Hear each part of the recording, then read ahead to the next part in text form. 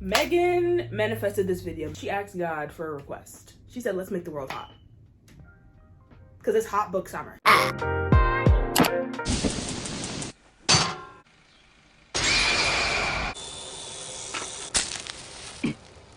Wait a minute, hold on. I have 12 books to show for hot book summer. Summer book haul, if you will. These books, I accumulated them since my mouth was my mouth. I accumulated them since May, I would like to say. And I just filmed a spring wrap up and a July TBR literally like 3 hours ago. I just changed my shirt. We mean business on this hot day. We mean business. So 3 books that I am showing in this video, I did read for spring, but we're still including them because I haven't showed them on the channel for a book haul. So I'm still gonna include them. Pretend you didn't see it in my spring video. Just like pretend. Helen Keller. Let's get started. The first 3 books that I got for Hot Book Summer, I got the Heartstopper series by Alice Oseman. I think you can already tell how I feel about these books, but if you want to know my full opinions, my wrap-up is coming up. If this comes out before my wrap-up, then expect a wrap-up video soon. But if my wrap-up comes out before this, the link is going to be in the eye and also in the description, as it should be, or just go on my channel. Just go on my channel. Watch all my videos at that. Or I will tickle your elbows at night. Trust and believe. Are you crazy? If you don't know, A Heartstopper is about Nick and Charlie. And yeah. And it's a coming of age story. It's a queer romance. Simple, teen, you know. And it's just like Charlie's gay. Nick is like trying to figure out who he is. And it's such a roller coaster between like volumes 1 to 3. Like it's so good, and the 3rd volume is by far my favorite volume. But there is a trigger warning for eating disorders. If that triggers you, be cautious, be wary. But they do hint at it, so it's not like boom in your face. But they do show like hints that like one of the characters is suffering with an eating disorder. So like to like prepare you. Because she didn't put a trigger warning. At least in my copy of the book, she didn't put a trigger warning. Sorry. This Megan Heat gots to go. This New York Heat not playing. This Megan Heat gots to go. Ugh. But, yeah. So now for the books I haven't shown on my channel yet. I'm so excited. So the first book is another queer book. It's another one. And it is My Policeman by Bethan Roberts. To be fair, with a lot of these books, I don't know what they're about. I mean, I kind of do. Some of them I do, some of them I don't. This is one of them. I don't know what it's about, but I know that, like, it looked interesting before. And then I found out that, like,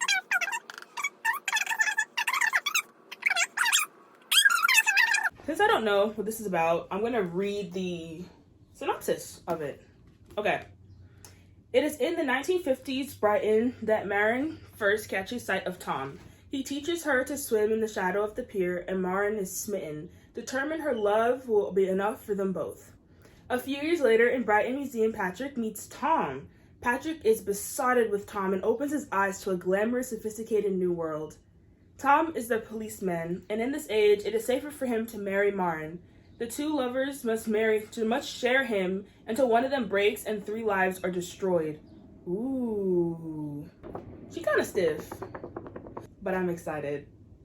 I'm so excited. You don't understand. The next book is Crime and Punishment by Fyodor Dostoevsky.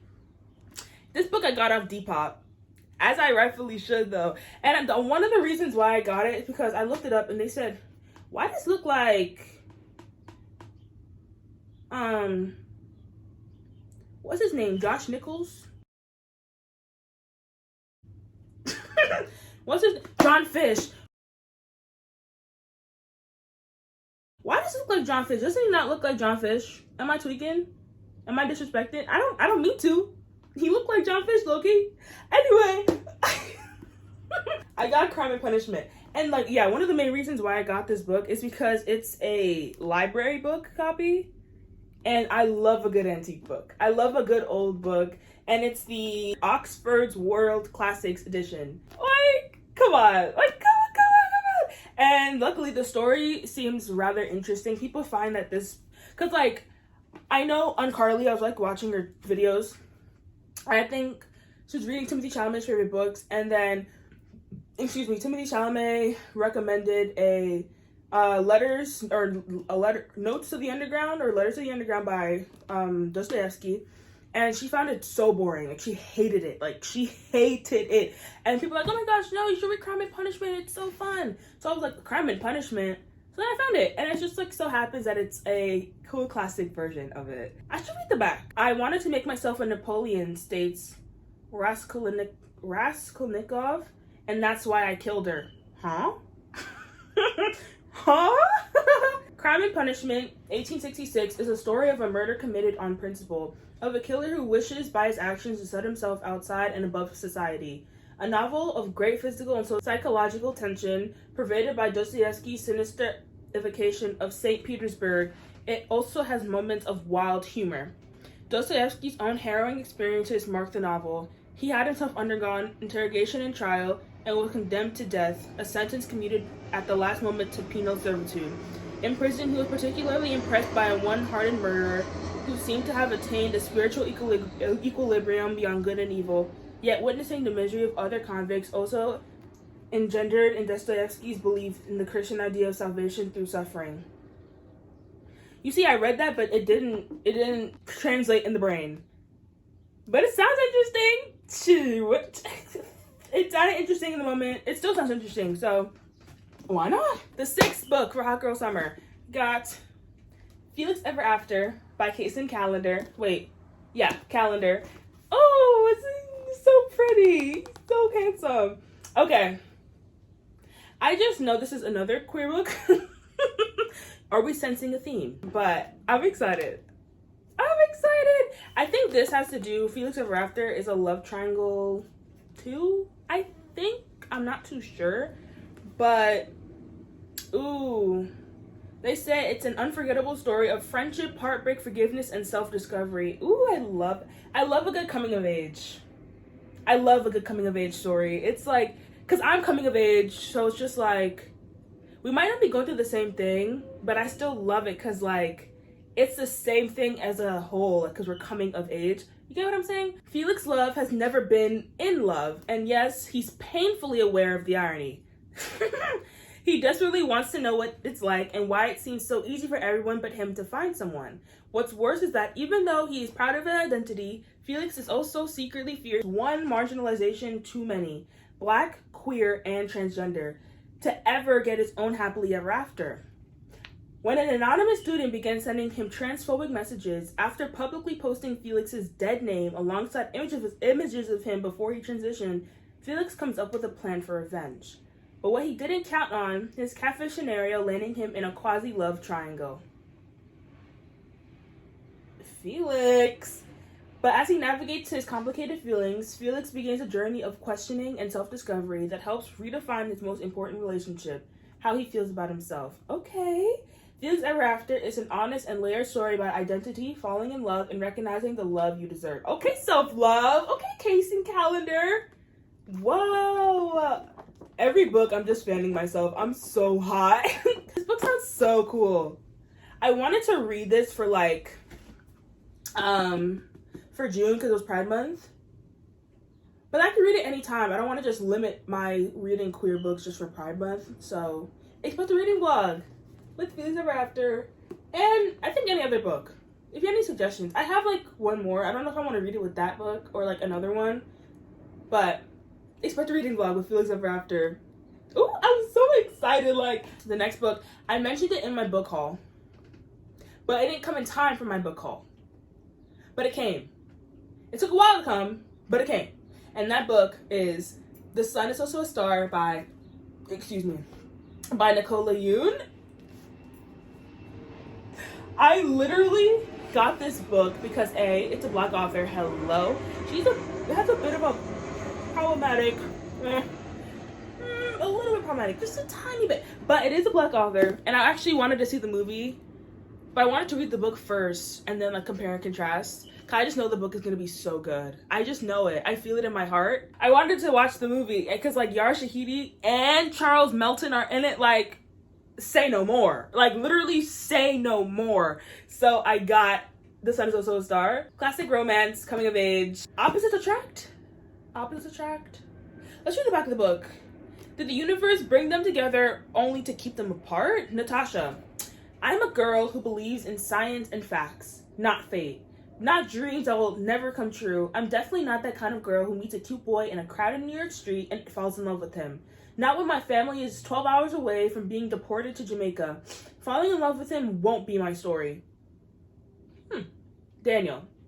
I've always been the good son, the good student, living up to my parents' high expectations. Never the poet or the dreamer, but something about Natasha makes me think that fate has something more extraordinary in store for both of us. Need I say more? Need I say more? The next book. It's actually been like blowing up in the booktube community. I don't know if it's blowing up now, but like there's a time everybody was reading it. I think that was like June. Yeah, like May, June. Everybody was like reading it, but this book is The House in the Cerulean Sea by T.J. Klune. And I heard people were like raving about this book, specifically Hannah from A Clockwork Reader. She loves this book so much. I was like, you know what? Let me give it a go.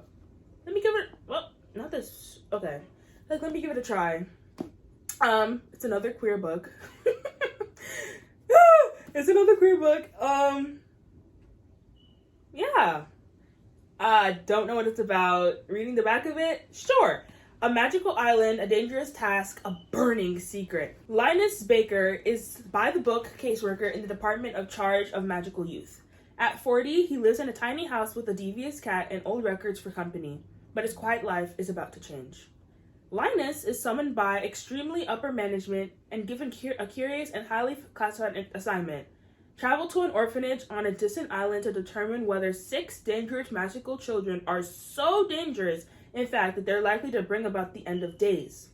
When Linus arrives at that strangest of islands, he's greeted by a series of mysterious figures, the greatest mystery of which is Arthur Parnassus, the master of the orphanage. As Linus and Arthur grow closer, Linus discovers the master would do anything to keep the children safe, even if it means the world has to burn, or worse, his secret comes to light.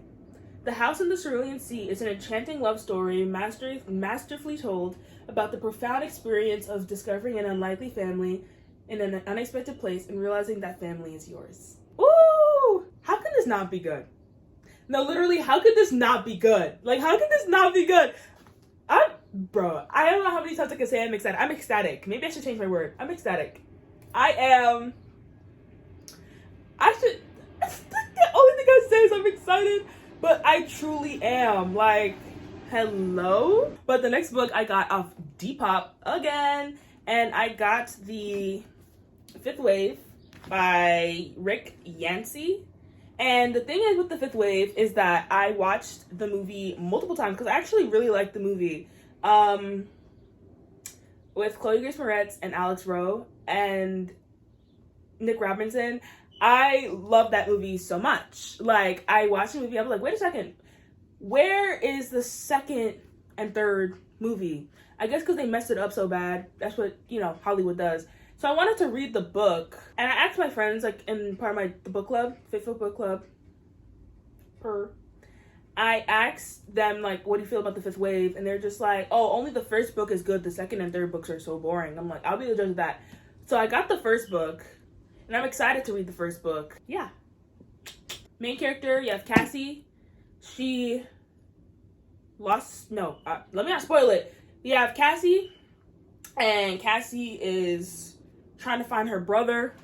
They got separated because of alien attack. And the military separated them. Now she's just on a mission to find her brother. And it's her encounter with aliens. And law enforcement. And how she survives. And her thoughts. And everything like that. So if you're interested in aliens... dystopian YA book. Maybe pick this one up. Because audiobooks are also free. But I think you will enjoy this. I think I'll enjoy this too.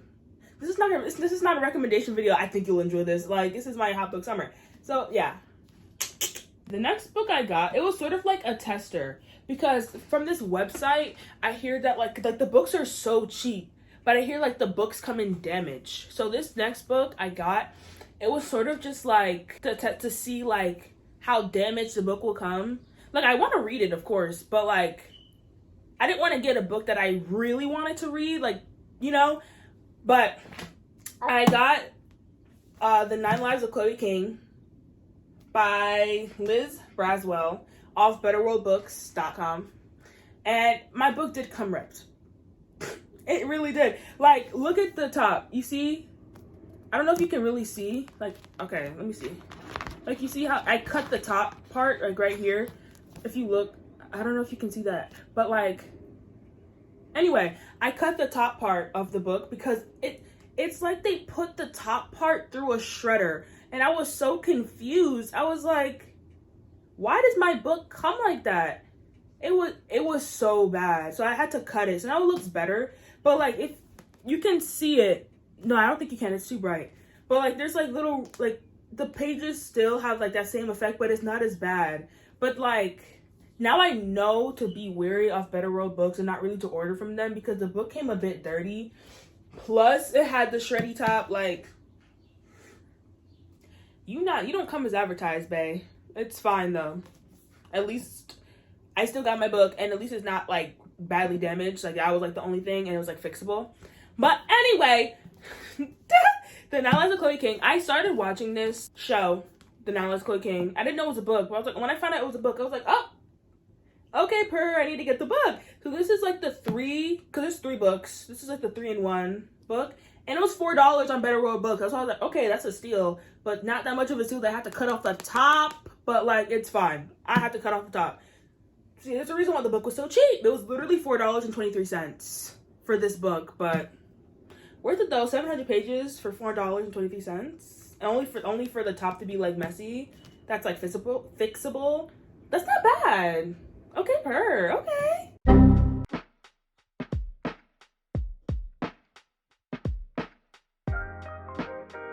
Yeah, it's an ABC show. So I was like, I typically try to get books that like have movie or TV show adaptations. So like when I finish reading the book, I'm rewarded with the show, and pray that the movie or the show is not bad.